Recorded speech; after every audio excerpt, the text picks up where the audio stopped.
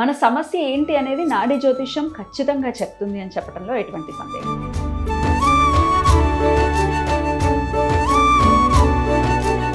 వాళ్ళెవరు, వాళ్ళ వంశం ఏమిటి, వాళ్ళకి పూర్వజన్మ పాపకర్మలు ఏమిటి, లేకపోతే పుణ్యకర్మలు ఏమిటి, ఏం చేసుకోవాలి, అన్నిటికీ సొల్యూషన్ తాళపత్ర గ్రంథాల్లో ఉంటాయి అని అంటున్నారు.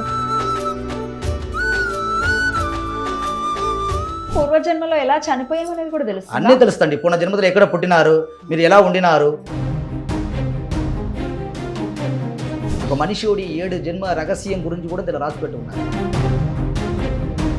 ఎటువంటి సమస్యల ద్వారా మేము నాడీ జ్యోతిష్యాన్ని చూపించుకోవచ్చు? ఒక వివాహం కానీ, ఒక ఫైనాన్స్ ప్రాబ్లం కానీ, ఆర్థిక సమస్య కానీ, తర్వాత పిల్లల సమస్య కానీ, చదువుల విషయం కానీ, అబ్రాడ్ లైఫ్ కానీ, ప్రతి ఒక్క దాంట్లో భవిష్యత్తు రాసిపెట్టి ఉండదు. ఆర్థిక సమస్యలు ఉన్నాయి అని మ్యాచ్ అయ్యి చెప్పారనుకోండి, ఎటువంటి పరిహార మార్గాలు మీరైతే సజెస్ట్ దాంట్లో ఉంటుందండి. కొంతమందికి ఎందుకు నమ్మాలి నాడీ అస్ట్రాలజీ అంటే ఏం చెప్తారు?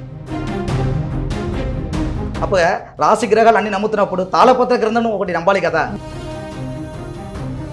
నమస్తే, వెల్కమ్ టు సుమన్ టీవీ. నేను పద్మిని. జ్యోతిషం అనేది ఒక వెలుగుని చూపించేటటువంటి, మన పాత్ని చూపించేటటువంటి అద్భుతమైనటువంటి సబ్జెక్టు. జ్యోతిషానికి సంబంధించి రకరకాల సబ్జెక్ట్స్ కానీ, ఇందులోనే రకరకాల పద్ధతుల్ని అనుసరిస్తూ కూడా మన ప్రెడిక్షన్స్ని మనం తీసుకోవటం, మన ఫ్యూచర్ ఏంటి, మనం ఈ సమస్య నుంచి బయటపడడం ఎలాగా అనేది ఖచ్చితంగా జ్యోతిష్యం మనకి దారిని చూపిస్తుంది.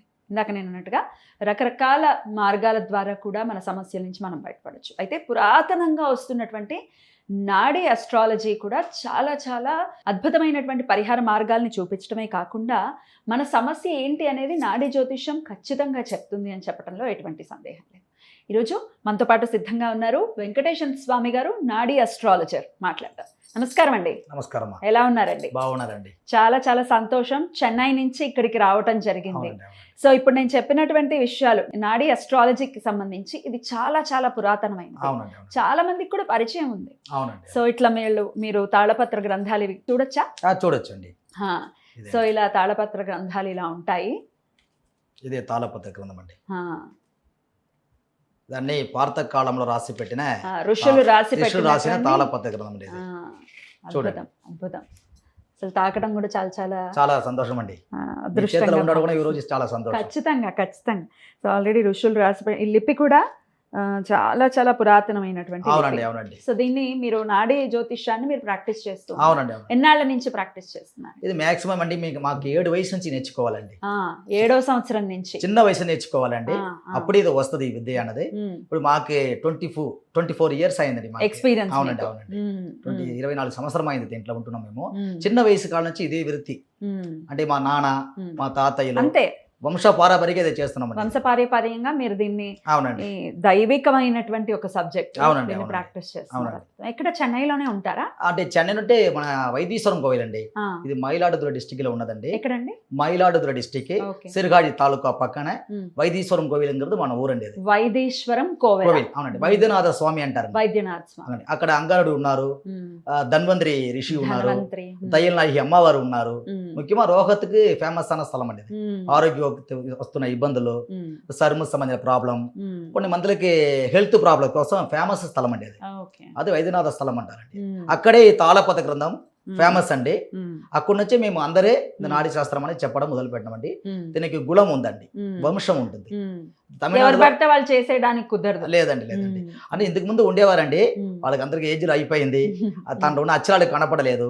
అందువల్ల మేము నేర్చుకుని ఇప్పుడు వంశపారంపర్యంగా వాళ్ళ తర్వాత మేము చేస్తున్నామండి. మేము 5th జనరేషన్ అండి. 5th generation. అవునండి. ఎంత ఎక్స్పీరియన్స్ ఉంది మీకు నిజంగా ఈ సబ్జెక్ట్ మీద. సరే, అసలు నాడీ జ్యోతిష్యం అనేది ఎవరెవరు చూపించుకోవచ్చండి? అందరూ చూపించుకోవచ్చండి. కలియుగతలో పుట్టిన ఈ మానవ జన్మ అందరూ తెలుసుకోవచ్చు. ఆడమొగ అందరూ తెలుసుకోవచ్చు. దీనిలో గుణం కాస్టింగ్ ఏం లేదండి, అందరూ తెలుసుకోవచ్చు అండి. ఎటువంటి సమస్యల ద్వారా మేము నాడీ జ్యోతిష్యాన్ని చూపించుకోవచ్చు? అన్ని దానికి దీంట్లో సొల్యూషన్ ఉంటుందండి. అన్ని దానికి దీనిలో కంపల్సరీ ఉంటుంది.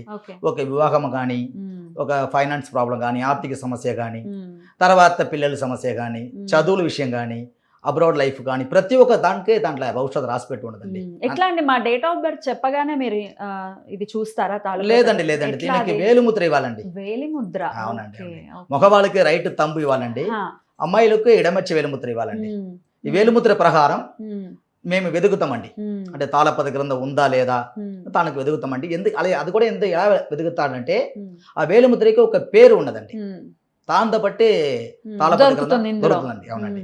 అదే కొంతమందికి దొరుకుతుందండి, కొంతమందికి దొరకట్లేదండి. అందరికీ బయట చేయాలండి. దానికి విధి ప్రాంతం రావాలి, శివనుడి ఆశీర్వాదం దొరకాలి, గురువు ఆశీర్వాదం దొరకాలి. అది ఏ రోజు దొరకాలి రాసిపెట్టి ఉంటుందండి. దాంట్లో తాళపత్ర గ్రంథం ఏ రోజు దొరుకుతుందని రాసిపెట్టి ఉంటుంది. అంత అద్భుతమైన విషయం దాంట్లో రాసిపెట్టి ఉంటుందండి. అంత ఈజీగా దొరకదండి. మాక్సిమం నమ్మకం కావాలండి. ఇది అందరూ చదవడం కూడా రాదండి. చదవడం ఈ లిపే చాలా డిఫరెంట్ గా ఉంది. లిపి అవునండి. అవును కదండి. అవునండి.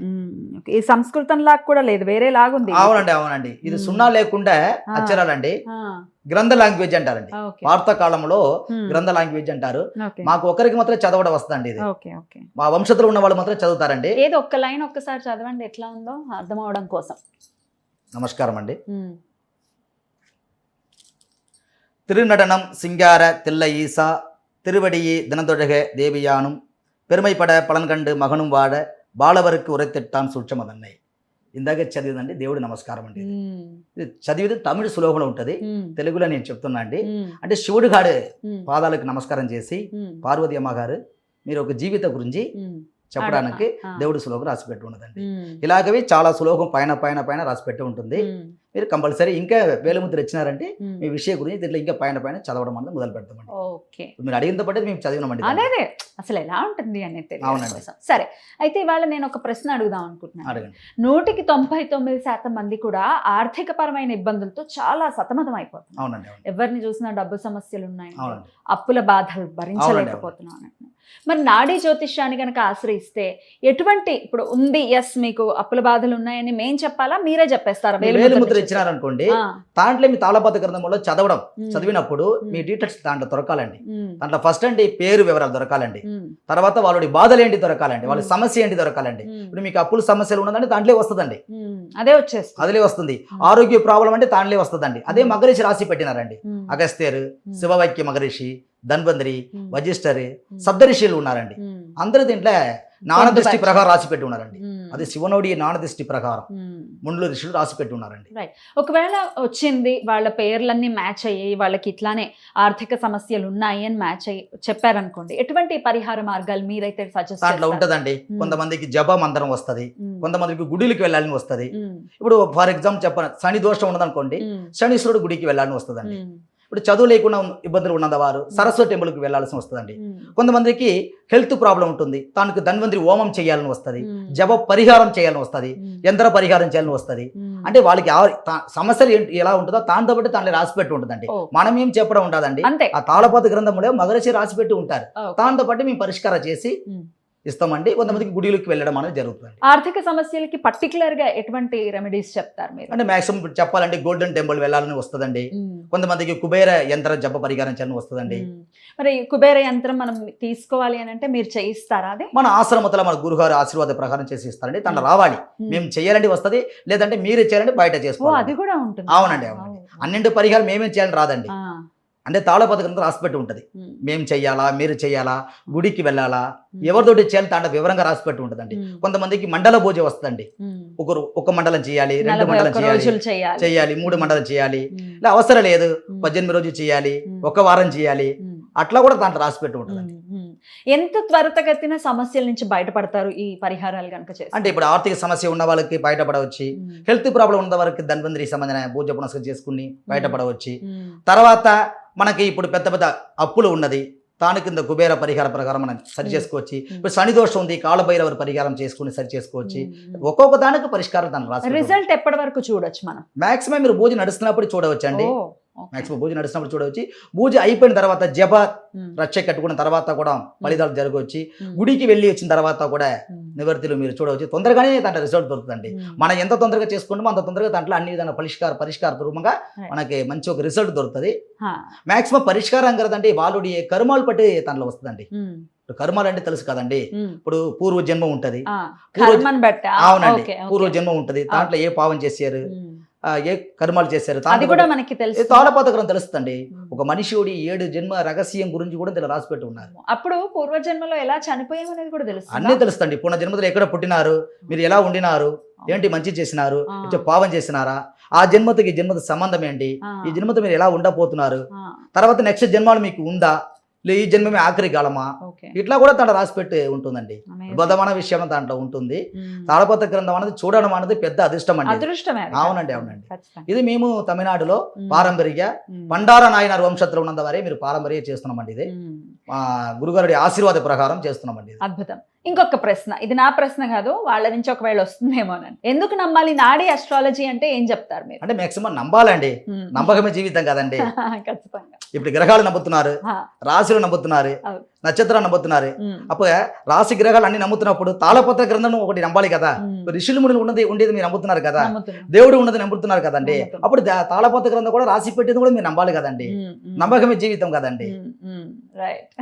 కానీ ఖచ్చితంగా యాక్యురేట్ గా వాళ్ళెవరు, వాళ్ళ వంశం ఏమిటి, వాళ్ళకి పూర్వజన్మ పాపకర్మలు ఏమిటి, లేకపోతే పుణ్యకర్మలు ఏమిటి, ఏం చేసుకోవాలి, అన్నిటికీ సొల్యూషన్ తాళపత్ర గ్రంథాల్లో ఉంటాయి అని అంటున్నారు. నాడీ అస్ట్రాలజీ చాలా అద్భుతంగా సొల్యూషన్స్ ఇస్తుంది అని చెప్తున్నారు. మిమ్మల్ని కలవాలి అంటే ఎక్కడ కలవాలి? అంటే మమ్మల్ని కలవాలంటే మీరు తమిళనాడు రావాలండి.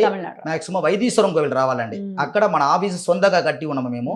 మన పేరు అక్కడ వచ్చి చెప్తే చాలు, లేదంటే మీరు ఫోన్ చేయండి. మీ ఇప్పుడు నంబర్ కనపడుతుంది కదా స్క్రీన్ మీద, కాల్ చేసినా చాలండి. మీ వాళ్ళు మాట్లాడతారా, మీరు మాట్లాడతారా? నేనే మాట్లాడతాను. వాట్సాప్ నంబర్ ఉంటుంది, నార్మల్ నంబర్ ఉంటుంది. మీరు ఎలాగైనా కాల్ చేయండి. మాక్సిమం కాల్ చేసి రావాలి. రావడం కుదరట్లేదంటే వాట్సాప్ లో వేలుముద్ర పంపండి, ఆన్లైన్ లో కూడా పంపండి. అది కూడా స్కాన్ చేసుకుని. అవునండి. ఇప్పుడు చాలా మంది అబ్రాడ్ లో ఉన్నారు, రాకుండా ఉంటున్నారు, మన దేశంలో ఉన్నందుకు రాలేకుండా ఉంటున్నారు. వాళ్ళందరూ ఆన్లైన్ లో పంపండి. మాక్సిమం ఇంగిపాడిల వేలుముద్ర ఒత్తేసి వైట్ పేపర్లో పెట్టి ఫోటో తీసి వాట్సాప్ చేయండి. అబ్బాయిలకి రైట్, అమ్మాయిలకి లెఫ్ట్ పంపండి. ఇది పంపండి. అది కాకుండా మా వెబ్సైట్ కూడా ఉందండి, nadisaptarishi.com అని ఉంటుందండి. nadisaptarishi.com. అవునండి, అది కూడా ఉంటుంది. దాంట్లో కూడా లేదంటే మా వైద్యశ్వరం వచ్చి మాకు కాల్ చేసిన కూడా మేము లొకేషన్ పంపిస్తాం, అడ్రస్ పంపిస్తాం. రావడానికి ముందు అపాయింట్మెంట్ తీసుకుంటూ రావచ్చండి. అట్లా కూడా తెలుసుకోవచ్చు. అద్భుతం. మిమ్మల్ని కలవటం చాలా సంతోషంగా ఉంది. తాళపత్ర గ్రంథాలు అనేవి చాలా పురాతనమైనటువంటివి. వాటి గురించి ఏంటిది అని ఏమీ లేదని చెప్పేయటం ఈజీ, కానీ వాటి గురించి తెలుసుకునేటటువంటి ప్రయత్నం చేస్తేనే కదా వాటి ఔన్నత్యం ఏమిటో అర్థమవుతుంది. చాలా సంతోషం మిమ్మల్ని కలవటం. చాలా చక్కటి విషయాన్ని తెలియజేశారు. నమస్కారం. ధన్యవాదాలండి. Thank you.